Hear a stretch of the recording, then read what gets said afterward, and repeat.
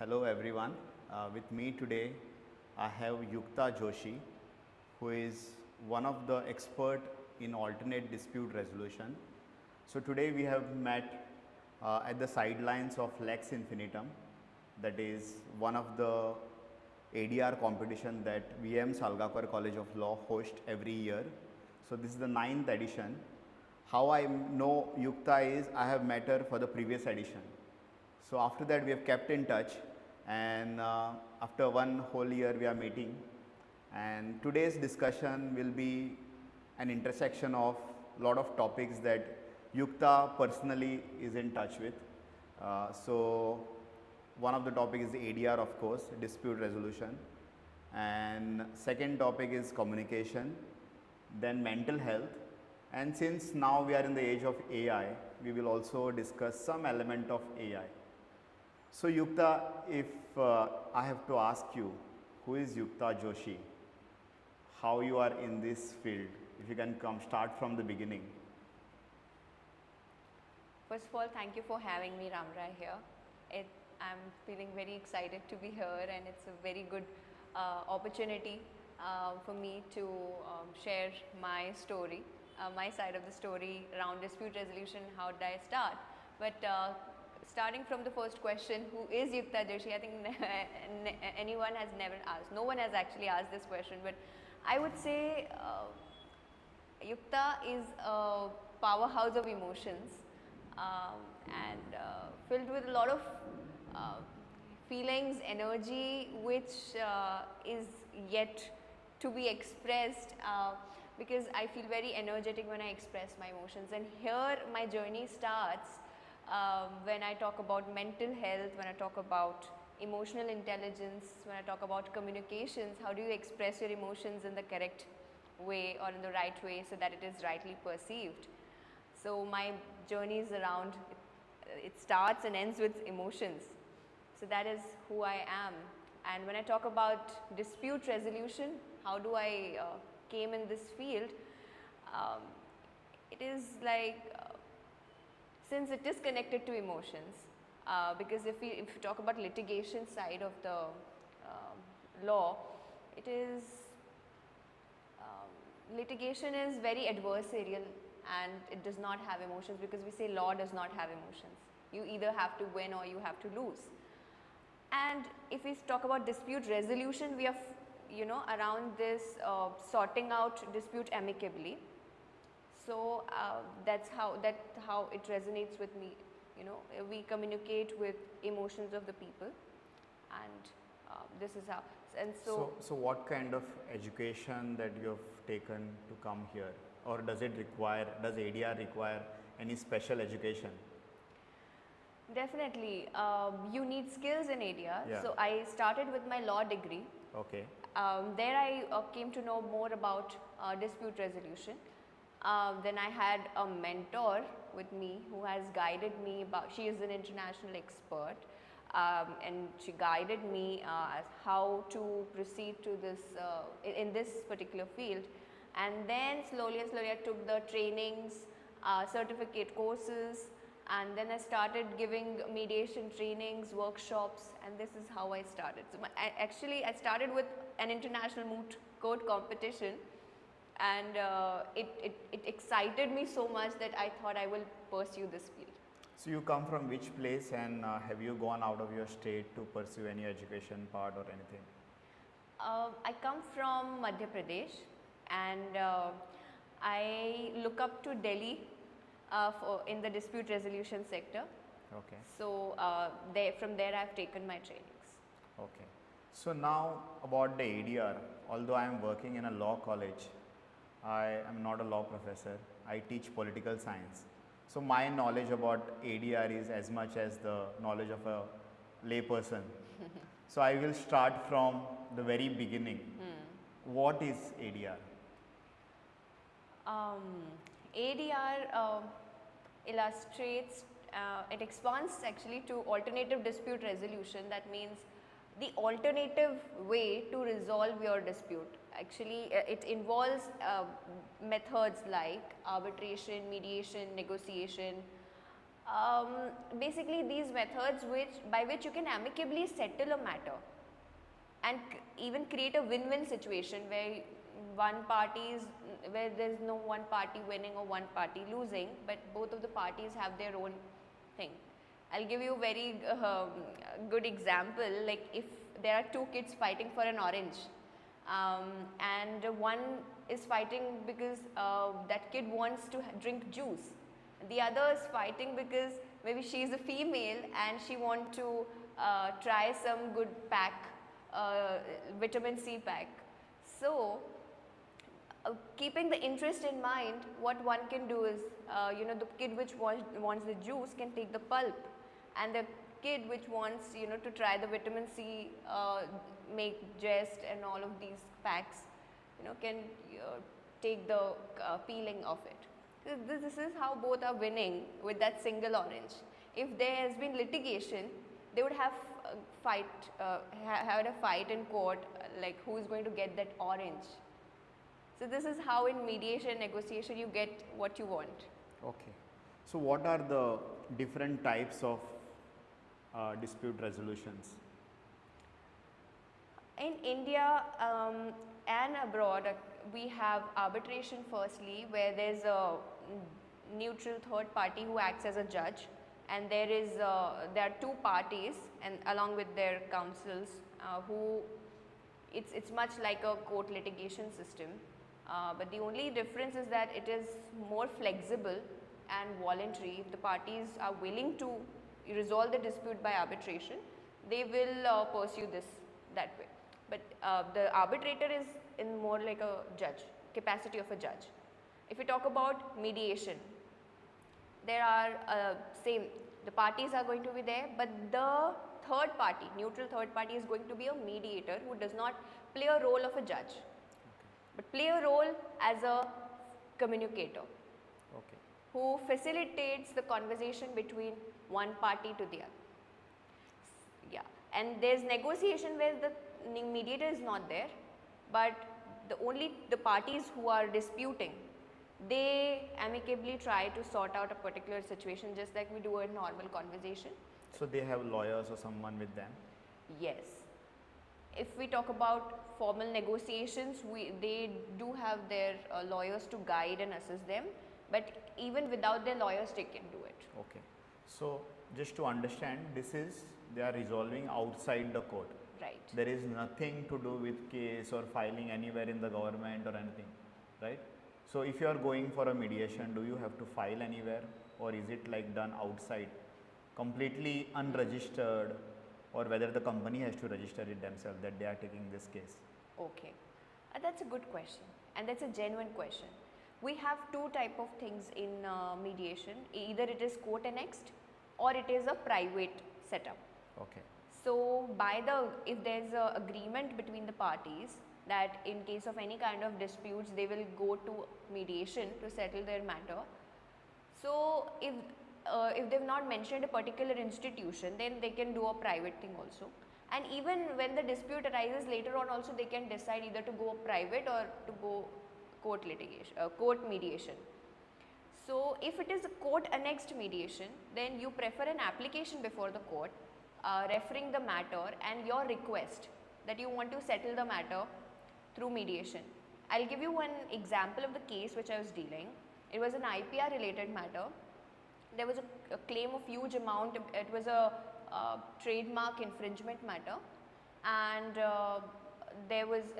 if you know, there's a requirement under section 12A of the Commercial Courts Act, where they say pre-institution litigation is compulsory before you institute a suit in a commercial court. So if we give an application to the court stating that we have this matter, and if the court thinks it okay to refer it to mediation, they will send it to the District Legal Services Authority, where they are handling the mediation case, mediation panel. Actually, they are maintaining the mediation panel, and they will refer this matter to a particular mediator who they think is neutral, and you can, of course, the parties can, of course, then later see who is the mediator, and if they want to challenge, so they can put their request before this district legal service authority, and they can of course change it if they feel that the mediator is not competent enough. Okay. Yeah. So what is the, in terms of secrecy, maintaining confidential information about the mediator, is it as strict as like a lawyer has to do? Because a lawyer cannot reveal the privileged information, right, to others. Yes, so there's privileged conversation between lawyer and client. Okay. Similarly, privileged information is also in this mediation field, because Okay. it works on the field, in the field of maintaining this confidentiality, neutrality, eliminating all the biases. So mediation is highly confidential. That's why it's set up in a room. If it's a private, even if it's a court annexed, a room where only those people who are interested parties going to be there, and the mediator is going to be there. And at the start, the mediator instills the confidence in the people and the parties that you can be open, because it is a completely confidential setting, and nothing said in this session will use against you in court if this does not work. Okay, that's what I wanted to ask. Yeah. So I understand that there are a lot of cases that can be resolved through this, but which are the areas where you cannot resolve cases through ADR? Correct. Mediation works best in civil matters, but if we talk about criminal matters where state is involved, so there they do not prefer. Even if you see our criminal procedure code, there are matters which can be compounded and which cannot be compounded. Compounding means which could be settled by parties mutual consent, and which cannot be at any cost. So if there are rape matters, they cannot be settled. So criminal matters have their own implications, they cannot be settled. And what about, let's say, two governments are fighting? Let's take the example of Goa. Madahi river there's a dispute between Goa, Maharashtra, Karnataka, lot of states. So can this kind of disputes be resolved through mediation? Definitely, why not? And it is preferable that these disputes resolve through mediation. If you see Ayodhya dispute, ultimately it came down to settlement. Actually what happened in this is, of course there was court involved, but there were sittings of religious people who tried to settle this matter. So there was some aspect of settlement in this matter. If I talk about between different countries also, there are bilateral treaties and disputes around investment. So this is one thing called investment mediation. So there these different countries who have the bilateral treaties with different countries, they sit together on dispute, and they have got their authority card that okay, we are the representatives of this particular country, and we've got the authority from our country to represent on our country's behalf in this particular mediation. When I was a child, my family always blamed me that I was a naughty child who always created conflicts. But now that you have experience about ADR, can you refresh your memory? Anything, any incident in your childhood or maybe in your school, colleges where without the knowledge of a formal knowledge of ADR, you have done this kind of a thing? Settled issues outside going to the formal complaint to a teacher or a parent? Right. So I remember one incident with my best friend. Okay. She used to be very shy to tell what she want, to demand what she want, and I was a kid like I used to say, you should get what you want, why you so shy, and I used to suggest her the ways in which she can put forth her request to the person she want to tell anything, even if it's her parents. So in mediation, what what is the lawyer's role is getting the getting the client in the confidence that you can put forth your request, you can put forth your interest, all of these things. So this is one thing, and generally when there are fights between the people, I people have time and again taken my advice, like what could they do in a particular situation. So I feel that's how in my interest grew in this particular field of like advising people. I completely enjoy it. So these kinds of instances I do remember. There are a lot of people, I see that their hobbies are completely different to what their profession is. Unlike mine, because I am more interested in political science, that is what I follow regularly. Right. That is what gives me pleasure, you can say, on a daily basis. So my hobbies are very much aligned to my profession. How about you? Is it the same? Are your hobbies also is something that helps you in the ADR? Well, my hobbies are pretty much different from Okay. my legal field. Okay. I produce voiceovers, as in I give my voice to business projects, to different organizations apart from my legal field. But I have used some part of my hobby in my main profession, as in when the institutions approach me that they want to conduct a mock mediation video and they want to upload it on YouTube. So I have done a few projects where I've given my voice to those role plays. In fact, there are narrations where we narrate the dispute what has happened, and then there's a mock mediation happening on a particular dispute. So this way I've used my skill in my legal field as well. If I can ask you another question around that. You spoke about you give your voice to a lot of business projects, video projects, I presume, right? Yeah. So what is the importance of, because every mediator or an advocate is like an entrepreneur, right? If I'm not wrong. Because you are starting on your own, there is no support given to you by someone else. You are every day risking, right? There are a lot of risk that you have to go. And another thing that you have to do is you have to constantly market yourself.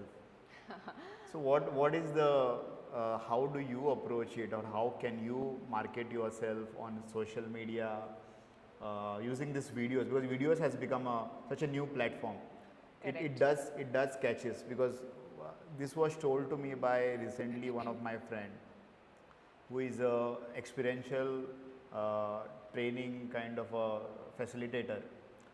So he was saying, it's a couple, so they were saying before we used to do a lot of programs and we would never publicize it. But the minute we started taking videos, short videos and putting it on Facebook, that kind of response that we were getting was phenomenal. It was like almost 4x, you can say. So people see it on social media, they know that you do this thing, so you are discoverable, right? Yes. So how would you deal with this question? So to clarify, did you ask me how do lawyers market? Yeah. How do lawyers or the mediators market themselves? So we have social media platforms. The most professional is LinkedIn, Okay. where I'm most active. Instagram I use for my other activities, like I also give life related hacks, life improvement skills which are connected to more mental health and my life lessons. It's just a portal or page I've created to share my life learnings with everyone. So that's not legal as of now, but for my legal I have LinkedIn and also YouTube. Okay. So we can generate content around our field. For example, if my field is dispute resolution, so every day I would see how I could add value to my community, how I can produce small snippets and talk about recent happenings, talk about recent rulings in the court, and below it I can just give my website link to explore more, Okay. or maybe some additional links. So I am a person sitting in Goa, someone who has no idea that ADR is there, or maybe he knows that there are some cases that can be settled outside the court, but that person doesn't know that it's called an ADR. So how do these people find people like you? Where do we go? Where do we find you?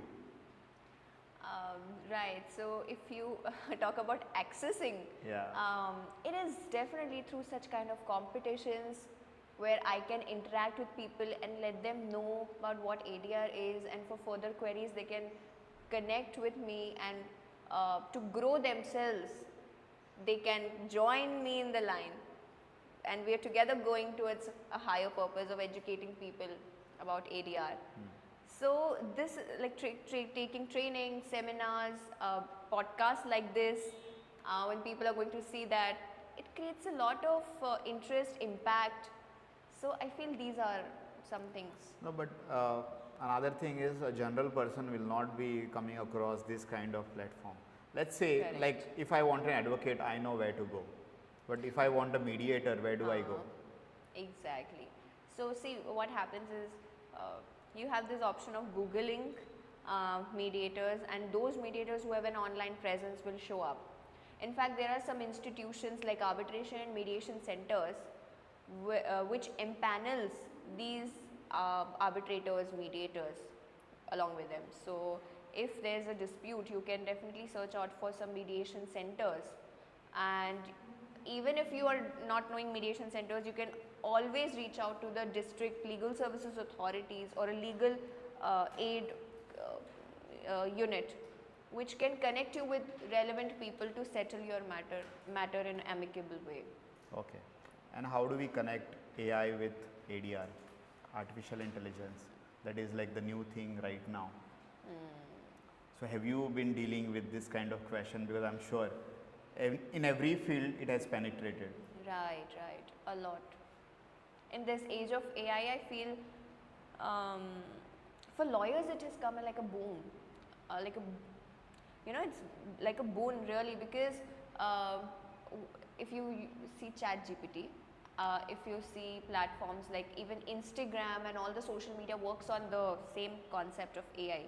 If you create YouTube videos, you keep doing it, and then when you get subscriptions, you can launch your training program, and the people who are your subscribers or who regularly watch your videos will get in contact with your YouTube ads if you run them, and invite them to your workshops and all, and this is how you can get connected.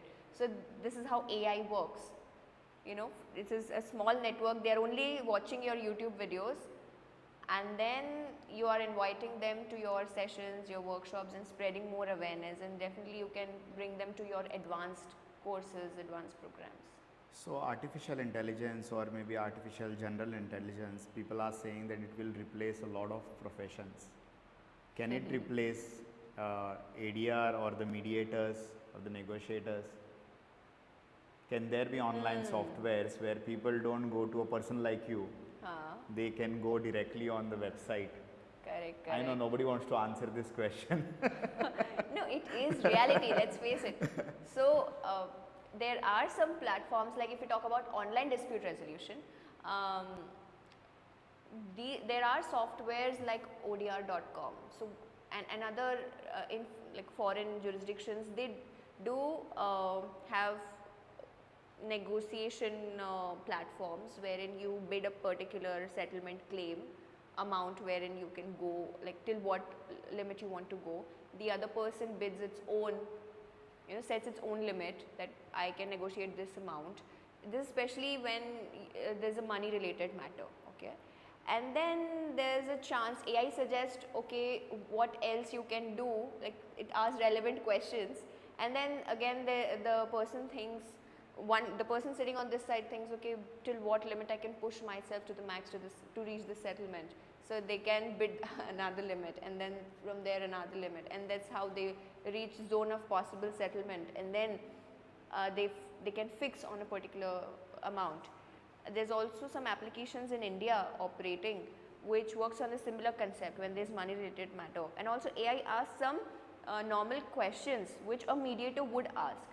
But let this side of AI for a moment apart, because if we see about human connections, in mediation we have a lot of emotions on the table. When the parties have heated arguments, they don't want to face each other, how would you convince, how AI would convince these parties to come together? Okay. It has a limited scope, only till a certain kind of disputes, but human connection, you cannot. What about the ethical consideration? Right. Even online, if you see security related measures and confidentiality related measures. You never know who is on the other side of the table, who is Absolutely. accessing the platform. You may be revealing your entire information, which may be Exactly. snooped by someone else. Exactly, and how do you trust? Yeah. We trust humans, Yeah. we don't trust AI. Because if you put on the dark web your name, I just put your name, I know all your details. But somewhere or the other, there are some websites which have leaked our data. Oh my god. So this kind of thing, if it is like you are revealing your personal information about your case, legal case, I mean that's like revealing everything, right? So coming back to the students, a lot of people will be looking at this competition, participating in this competition, and they want to know what are the careers, opportunities that they have. Right. Yes. Is it a stable profession, you would say? Yet. So if I, okay, first question is what are the career opportunities? Yeah. If I talk about specifically India, you can of course take your degree and take some courses, certifications, and some institutions do offer empanelment to us, to a person who has diploma or let's say a degree. Degree is more relevant. If you have Is like a contract, no? empanelments in the institutions, in the high courts also they have Okay. mediation cells. Okay. In district court also they have So they mediation hire you cells. for a period of time. Actually they Not permanent. maintain a panel. Okay. So when a particular dispute matches your expertise, Okay. they can refer you.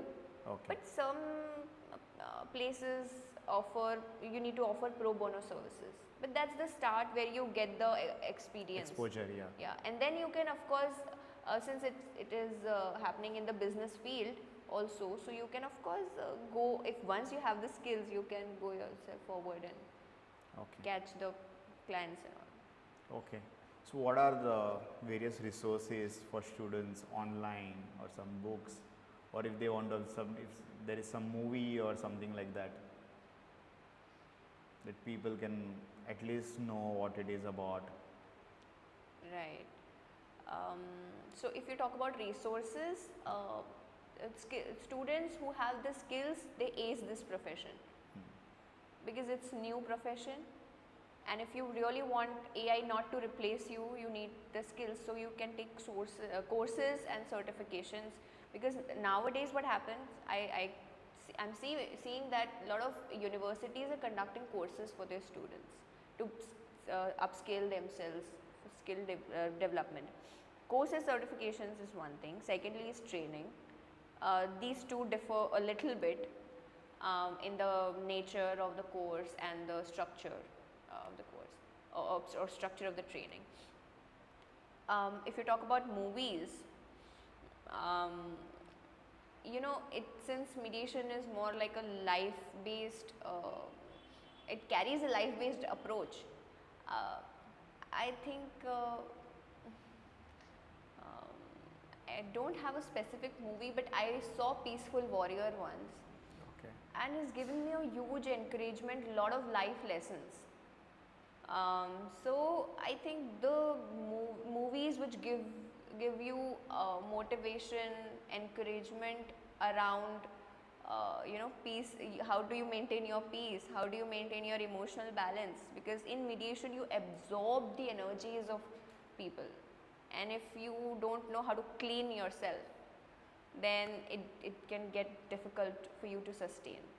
So time and again you have to clean yourself, you have to get rid of all this emotional turbulence which you are absorbing. So movies around these things. So what is the size of if you can roughly estimate, it's very difficult to guess, but there is like a business community in India, there is a tech community, which are like, there is a Hindi film community, like what about the ADR community online? Is it big? Has it arrived only like already in India, or it is taking its time? ADR community is in India we do not have huge ADR community. We have ADR community in international arena, international field, because there I started my journey from building international connections, and then I touched Indian people. because when I started attending international events, I got to meet some Indian people also who are in the field, because sitting in India, it is difficult to catch up on who actually does ADR, because in India we are doing a lot of things together. Even litigation lawyers had maybe doing some part of this dispute resolution, but really who is interested? If you generally ask, they would say, but what is the essence? Are they really doing it?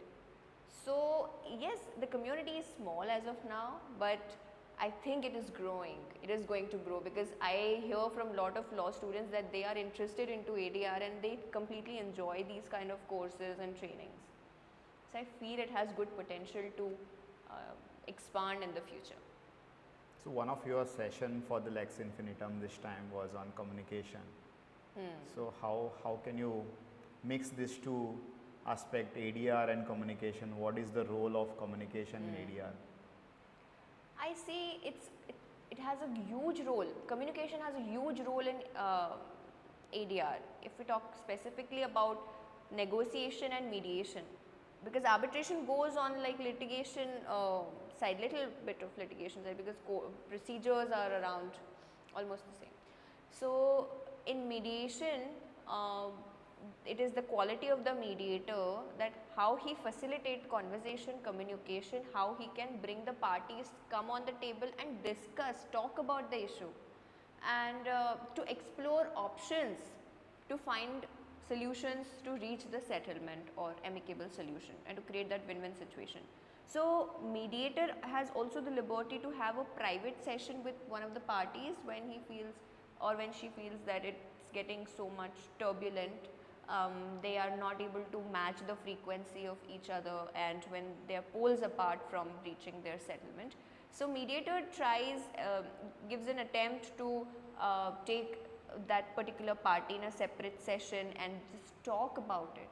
What is concerning you, and what are your interests, and what you want from this session, and then they can come out more open, with an open mindset. So if it is a bad mediator, they would not be able to communicate effectively.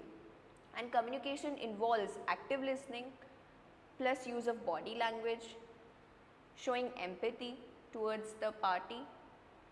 And if it's an online setting, then of course good knowledge of technology and how to communicate through the technology that comes.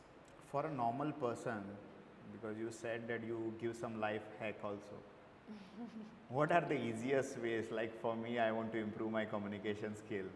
Which are the easiest way without taking much stress about it, without doing some very rigorous course? How do I improve my communication? Everyone wants the life hacks. So I'll give you one example, a recent incident that happened. I had this person in front of me, and I could sense he had some discomfort.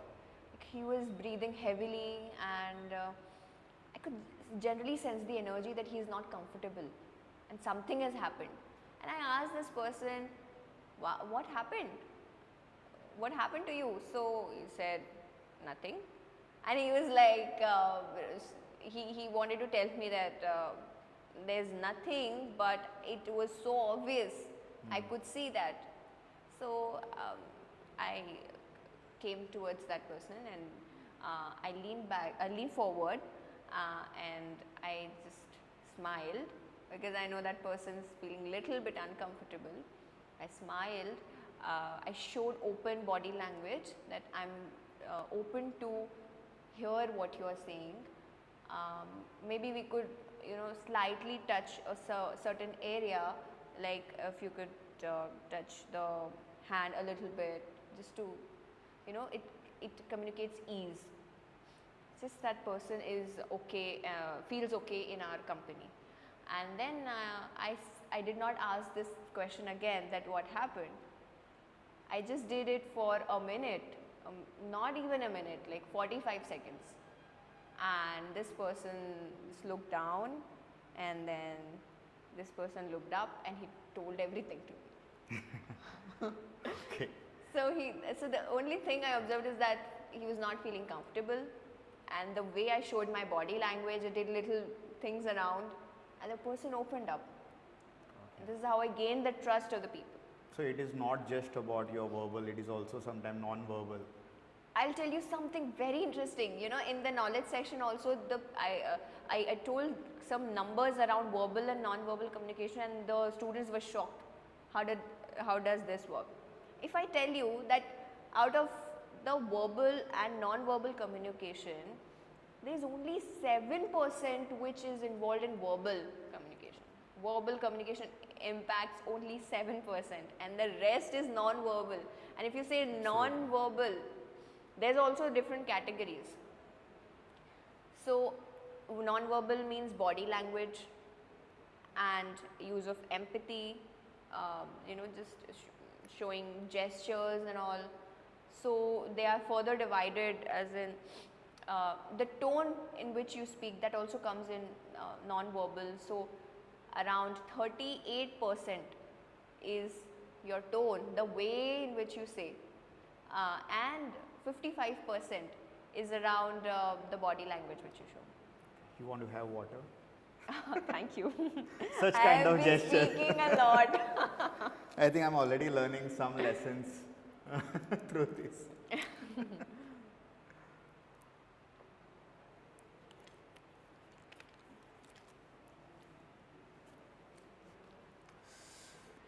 So you mentioned active listening. What is the art of listening? Can one acquire it? I've been trying for so long to acquire it. And Okay. my family members, my friends complain that I don't have a very good listening power. So how Okay. do I improve it? But you have it. I see you are doing good active listening because I have been speaking for a lot. See, it involves interest. Currently, you are totally interested, so you will be actively listening. Once you're not interested in the conversation, you want to escape. Okay. Once you're not having peace in yourself, and you want to speak your stuff. Okay, when you are constantly thinking in your mind, okay, what is my next response, or how can I respond to that person, how can I counter to what the person has said. So you're continuously thinking, you're not doing active listening. And definitely it's an art, because active listening does not involve listening but also speaking. And how is it? And you know, in the knowledge session, when I told the students about it, also involves speaking, and they were like shocked. How listening and speaking go hand in hand? They were confused. And then I told them that listening, I told them the difference between hearing and listening. Hearing is becoming aware of what is said, and listening is truly understanding and again seeking clarification from what you've heard. So that where speaking connects.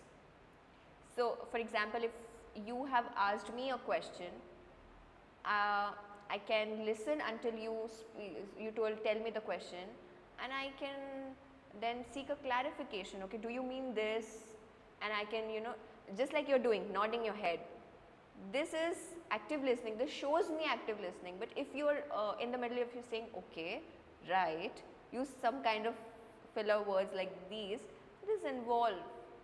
this includes the active listening part. Okay. Yeah. So can technology or AI can help anyone for their communication? There are a lot of aspects to communication, but it's a very interpersonal skill, I think.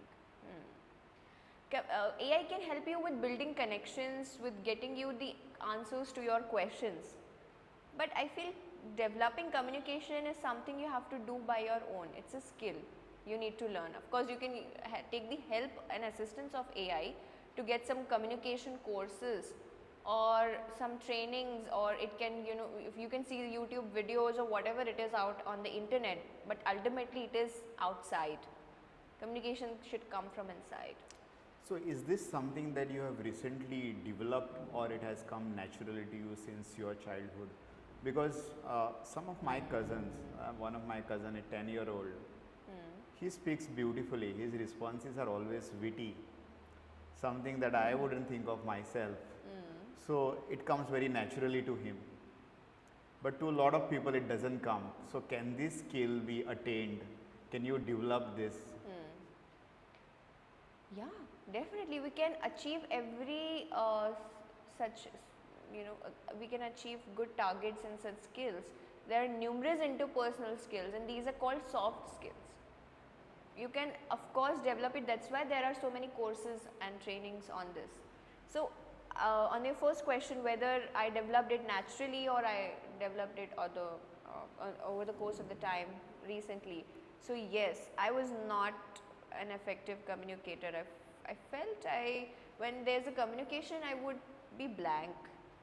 I just don't want to interact with people. It's okay. It was okay for me to not speak. But then I realized that if I'm not going to speak in my profession, how I'm going to, network with the people. So I developed my communication, and one thing that has triggered me is removing the fear of judgment.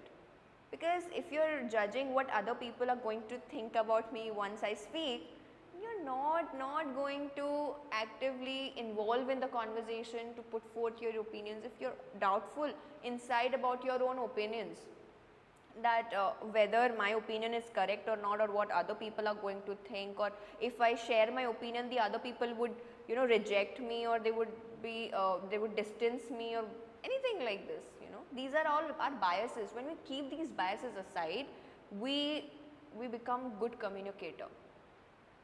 Okay, so this is a thing which I have learned over the course of things, and if you want me to share one incident, in my relations with my people, I have begun to, after this mediation and all, doing ADR stuff, I could patiently hear them without carrying this judgment in myself. And even if it comes at certain point of time, I just use one technique, like just a quick 3-second hack, and I just remove it. What I do is, when I see so many blurry thoughts inside my head, I make a gesture, like I just take it all and I just throw it away. I do it with force. I just take it, everything, and I just throw it away. This is a very beautiful psychological hack. And I instantly get into the conversation, get ahead. And now, a lot of times we cannot do this in front of people. So what I can do is just close my eyes for 3 seconds, just do it mentally. I wanted to ask you, are you like this, so formal and so professional even with your friends after doing this ADR mediation, or there is another side of you that comes out with your friends or with your family? Now I have begun to be more energetic. Of course, I was energetic before also, but there's a certain different aspect which has come from this ADR field. It has literally evolved me as a person. But if you're talking about friends and family, I find very ease, and I can, I just Because I am completely different okay. Animal with my friends.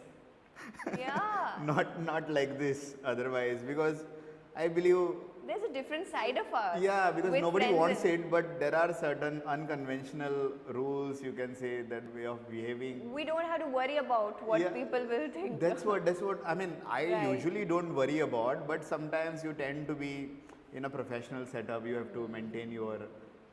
There are some ethics and yes, morals. not just ethics. I'm saying, but there are certain way of behavior you have to put out in a professional to setting. seem professional. Yeah. Exactly.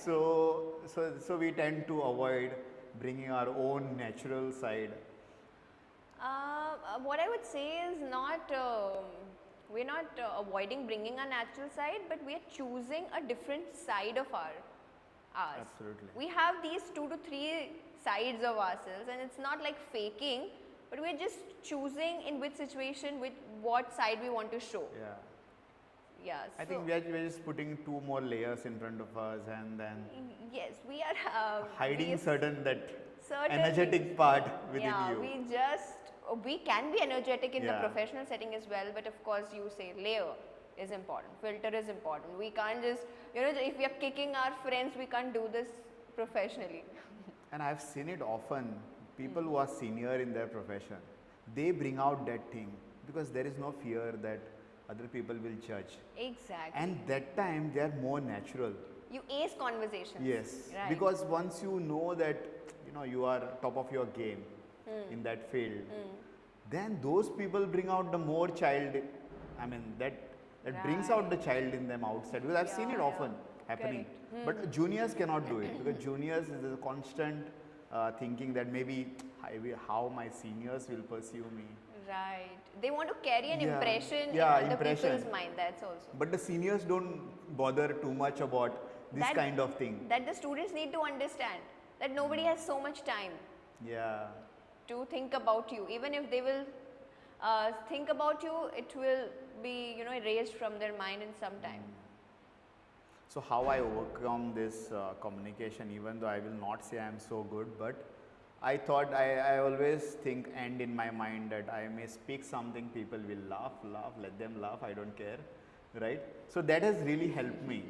Let people say whatever, I will do what I want to do, Right. So this podcasting and all, there's a lot of natural fear when you want to do this kind of thing, because while talking you may utter something which may not be favorable, right? But that to overcome that, you sometimes some words may not come out of your mouth and say, something may not go right when you are in front of a camera. But I think it really helps that you keep doing it, and there is at least 0.5% improvement every time that you do it. Amazing. Yes. Yeah. So, last topic is about mental health. So, which are the issues of mental health that you feel are prominently in there? I mean, now there is no taboo about the mental health. People are talking about it, but which are the issues that are like you can say main challenges of mental health with the today's generation? Exactly. There can be aspects. If we talk about relationships, if we talk about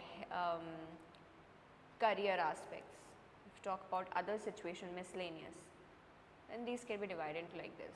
If I talk about relationships, I feel mental health is affected from not having efficient conversation, not having efficient communication. There is a gap because communication develops an understanding. When there is an understanding, there is acceptance, and when there is acceptance, there is no conflict. Absolutely. And no problems. Okay, so it roots back to the understanding and acceptance. So I feel again communication gets a big role here. So in relationships, if you are a good communicator, if you know how to actively listen something and someone, if you know how to show empathy, if you know how to put your needs, demands, put your boundaries. Certain times in relationship we need boundaries. So how do you put your boundaries without feeling uncomfortable or without getting the other person feel uncomfortable? So this is the first kind of thing. If the balance is disturbed, if there's no understanding, you lose balance here. And when you lose balance here, your mental health is affected. You get stress. It starts with overthinking, because if something is not going right, your mind will continuously think about it, and overthinking is generally a negative feeling. So if there's some negative information you have consumed, or if someone has said you something negative, remark or comment, and you're worried about it, so your mind does overthinking, and that creates to stress. That creates to stress and tension. If the stress and tension is high, that creates anxiety, and if anxiety is high and consistent over a period of time, it creates depression. Despite knowing all these things about mental health, communication, do you also go through this kind of issues personally? Right. So I do, because I have, but the only thing is I am aware now. A lot of people are facing these kind of situations, But the problem is that since they're not aware, they're not able to work on it, and even they don't see a problem in it. Some people And accept that there is an issue. Exactly. If nowadays, for example, now I'm aware of all these things, if there's some situation that triggers me, some situation triggers my internal fear, and I see myself overthinking on it, I use some techniques and I just sit with myself and I let it go. Or sometimes I do deep dump journal. There's a dump journal where everything is, I feel my mind is not quieting down and thinking over a particular thing, then I write everything in the dump journal and maybe tear it off and throw it out. I do the same. Yeah, Sometimes it works. especially I do it when I know that I have multiple things, deadlines to be completed. I just put it on my notes app on a smartphone and I realize not much. I'm just overthinking about it. Exactly. Yeah. It works. It does work. Works. It works like magic sometimes. Yes. Just put all the things that like in a bullet points. That's all. You look at it and you feel like it's not much. You are just overwhelmed by just keeping it in your mind. Right. Writing helps. But I'm talking about if you have a mental health or emotional issue, then you dump it down in a journal. Write everything you're feeling, and when you write, your mind slows down and you could yourself see what kind of stupid things you're thinking. So let's say you had a very good friend and you wanted to share that to a friend. You write it in a book, on a piece of paper. On a piece of paper or in my journal. Okay. Just like the way I address my best friend or my internal self. Sometimes I have conversation with my inner child, sometimes inner self. It's the same thing. That's very good, because I can now think that when someone is telling us some story, something that they are going through, we know what is wrong, right? Even though we don't want to say it. So I think putting on a piece of paper, it would help. Right? You may get that same feedback that you may not get otherwise within yourself. I mean, when other person tells you, you get that what is wrong. You can diagnose. You can witness the situation. Yeah, from, exactly. Stepping ahead, leaning back. From a third person. You can witness literally and see where you're going wrong. Writing helps. Do you also get bored sometimes in the profession? Because I do get bored some of the times. Do you also face that? Or you are like always 100% interested about your profession, about what you do on a daily basis? Sometimes you feel that maybe I chose the wrong profession. Honestly, I would say certain days are not good. Certain days are extremely good. Okay. Because we have our mood swings sometimes, and we don't feel like working. But that's a different aspect. If you ask about whether I regret of choosing my profession, so I do not regret, because it's my choice. I did it on my own. Plus, to refresh myself and to get back in my energy, I do some hobbies. Just that I mentioned. I also do singing. I also do dancing. These are also part of my hobbies. I also write poems because I'm fond of writing. So all these things, when you do, you get back to your own energy, and then you get back to the work. I want to know, like I see advocates, it's a very stressful job. Sometimes there are no time limit. It's not a 9 to 5 job. Like I said, it's a entrepreneurship completely. Sometimes the deadline, you have to work on Sundays. I hear a lot of stories. Is ADR the same stressful, or one is less or the other is more? Because you are an advocate, right? Right. So along with mediating disputes, resolution of the disputes, I am also doing litigation work. So that creates stress sometimes, because when you have deadlines, when you have to work for long hours without a break, that creates some stress, but that's okay. Unless and until you know how to overcome it. Because when there's a lot of work, when there's a lot on your table, you may get overwhelmed. And that's completely okay. It's okay to not be okay in some time. Okay. So, which are the biggest challenges of ADR right now in India? Challenges, definitely we want a good legal structured system around ADR, because of course we have litigation system, but I think a lot of awareness needs to be done, and I think role of courts also need to be um, there here in building ADR community, in encouraging ADR. Yes, there is section 89 of the CPC Civil Procedure Code, which says that in case of any dispute, if the judge feels that this dispute could be settled by mediation or any alternative modes, then you can refer it. The judge can refer the parties towards the settlement. Even in family courts, when the judge feels like there needs to be counseling of the parties, they send for mediator. They send to the mediator these parties. So definitely I think awareness needs to be done, good legal framework has to be done. Of course there is then Arbitration Conciliation Act and now Mediation Act as well, but it really depends on how it is implemented. We need strong implementation. I always hear this talk of fast track courts in India being full fledged, because you know the biggest problem in the country is pending cases. I don't even think there are a lot of political problems as big, but pending cases are, sometimes people take 10 years, 20 years to resolve their cases.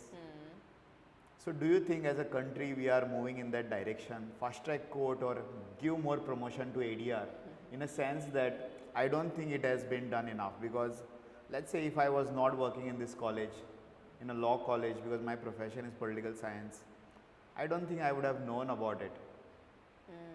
So me personally being exposed to a lot of information, me not knowing about ADR, that means there is some lack of promotion or a lot of people not knowing about it. So do you think we are moving in that direction to promote it?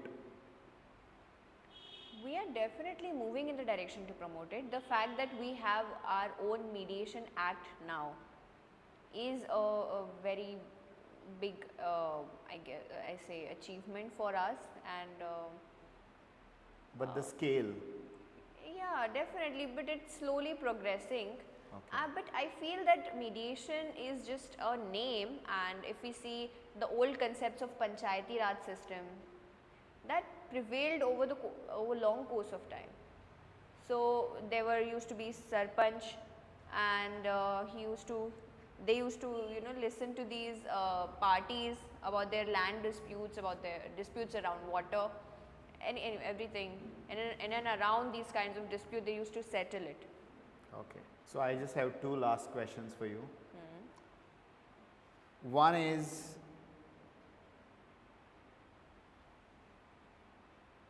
how did you find this experience of Lex Infinitum? Because you have been visiting, I think, 2 years, if I am not wrong. Yeah. How Yes. is it? What are we doing good? What are we not going good? What we can improve? You can be frank. Right. So I think at the outset it is a good initiative. I went, and Lex Infinitum has a good range of editions in the past, even before when I was a student. So it's running through the time, and So honestly, you come across this before as well? before as well, but I wanted to participate when I was a student, Okay. in my final year, I think.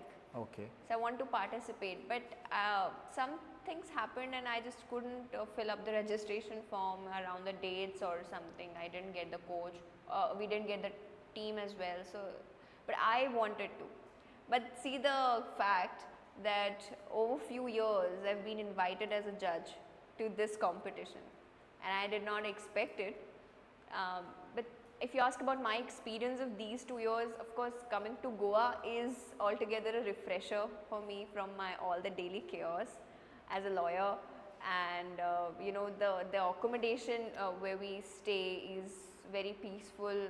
Even last year we had this accommodation, was very refreshing, peaceful, and just get us to separate ourselves from the daily world. In metro cities like Delhi, Bombay, Bangalore, etc., there's a huge chaos. So I feel experience has been good. I get to have Goan food. Of course, I am a vegetarian, but still I have some choices. You are missing out on a lot of Goan food. I am missing, I am, but I do not regret about it because I have been eating vegetarian since my childhood, and we have a strict no in our family. Okay. And I'm also missing on the alcoholic drinks, but I don't drink. Okay. So that's not a regret at all. You come to Goa then for the nature. I am a nature lover. And the climate? It is beautiful. Last year This time around it's always good. Last time I came in Feb. So it was also good. Yeah. And even this time, in January, usually there's cold. If we go back to our states in the north side and even in the middle India, the weather is quite chilled.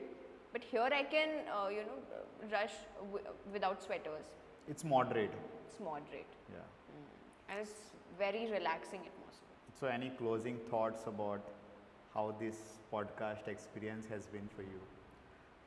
Did you think I would ask certain questions, like certain questions I asked which I don't think were conventional questions? So overall experience of this podcast? Right. This podcast has instilled a good feeling inside me. I love the genuine conversation that we had. It was not at all pre-planned. Yeah. Not at all. And every answer to the question was from my heart. You asked very instilling questions like, who is Yukta Joshi? And nobody has asked me this question as like I mentioned in the initial conversation. This is very unconventional and it talks around mental health. I feel we have had a good discussion and some hacks, tools which you asked about me, which I share on my Instagram page, which is Inspiration with Yukta.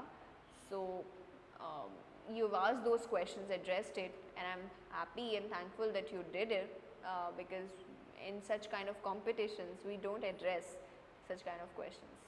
So overall my experience was great. I'm feeling energized, feeling more activated because these topics really resonates with me and you have hit it. I'm glad that I've also learned a lot of things from you. So pleasure talking to you. Maybe next time probably we'll do another podcast for the next edition if you come. I would love to. Yes, Yeah. yes, pleasure talking to you. Thank you so much. Yes.